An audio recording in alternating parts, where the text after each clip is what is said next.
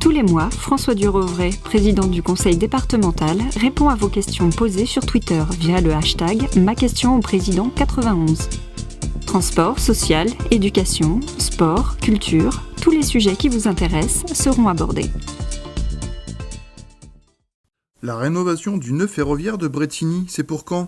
Bonjour Cédric, vous avez parfaitement raison de poser une question concernant le RER-C qui, à la différence des autres RER qui traversent l'Essonne, le B et le D, souffre de vétusté. Vous le savez, les caténaires, les rails sont très anciens. Et un programme de rénovation qui va durer 10 ans a été engagé pour remettre à niveau l'ensemble de la ligne depuis Paris jusqu'au département de l'Essonne. Alors il y a des chantiers extrêmement importants qui ont commencé, qui vont continuer, je vous le disais, jusqu'en 2025 et qui concerneront évidemment le nœud ferroviaire de Brétigny, qui est le plus important à traiter. Moi, ce que je vous invite à faire, parce que je n'ai pas de calendrier à vous donner à ce stade, c'est de participer aux concertations qui vont être organisées par la SNCF à l'automne prochain sur cette question, parce qu'il va falloir, compte tenu de ces travaux, organiser au mieux le trafic pendant ces années. Que faites-vous pour lutter contre l'absentéisme des agents du CD91 et qu'ils fassent leurs heures payées ? Bonjour Grégory. Alors tout d'abord, je voudrais tordre le cou à une vieille idée reçue selon laquelle les fonctionnaires seraient des tirs au flanc et travailleraient moins que les salariés du privé. Ils travaillent tout autant, mais l'absentéisme existe et existe comme dans le privé, généralement pour des raisons de maladie. Alors ce que nous faisons d'abord, c'est que nous travaillons pour réduire l'absentéisme en améliorant les conditions de travail de nos agents, en favorisant l'ergonomie, en améliorant les bureaux par exemple. Et puis nous avons mis en place au début du mois de juillet un nouveau régime indemnitaire qui est là pour récompenser ceux des agents qui travaillent le plus, qui sont le plus présents dans les services. Et j'espère que ce nouveau régime indemnitaire permettra de réduire encore l'absentéisme. Nous en dresserons le bilan avec les organisations syndicales, mais je ne doute pas que nous puissions avancer sur ce chemin. Quand vont être développées les pistes cyclables, notamment pour accéder aux gares et sur les grands axes ?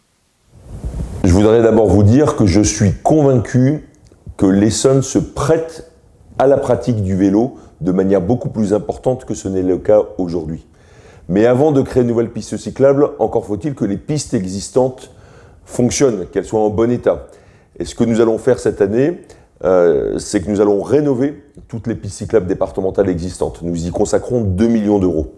Et c'est à partir de l'an prochain que nous allons développer le réseau de pistes cyclables, principalement parce que c'est notre responsabilité aux abords des routes départementales, mais dans le cadre d'un schéma qui a été adopté par le département et que vous pouvez découvrir sur le site internet du conseil départemental.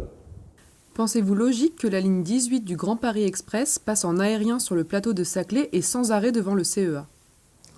Une nouvelle question sur les transports avec la ligne 18. D'abord, je voudrais me réjouir que la ligne 18 traverse l'Essonne.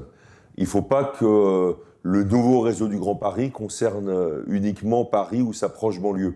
L'Essonne a également le droit d'avoir des infrastructures de transport en commun performantes. C'est pour ça qu'on travaille énormément sur les RER existants, B, C, D, et que nous nous mobilisons pour la réalisation de la ligne 18 vers Versailles, mais aussi plus à l'est d'Orly. Nous avons d'ailleurs lancé des études avec le département du Val-de-Marne pour demander l'extension de la ligne 18 à l'est sur la rive droite de la Seine. Alors, pour votre question proprement dite, vous dire évidemment que cette ligne est en aérien. La décision a été prise par la Société du Grand Paris avant que je ne sois élu, mais pour des raisons assez logiques, dans la mesure où les zones traversées ne sont pas urbanisées, n'ont d'ailleurs pas vocation à être toutes urbanisées, et qu'il y a une question là de bon usage de l'argent public. Et vous rassurer par rapport à la gare, puisqu'il est bien évidemment prévu la création d'une gare à quelques dizaines de mètres de l'entrée du CEA. Sur le plateau de Saclay, au total, c'est 3 gares nouvelles qui vont être créées et qui vont améliorer grandement la vie quotidienne de tous ceux qui y travaillent et de tous ceux qui demain vont y habiter.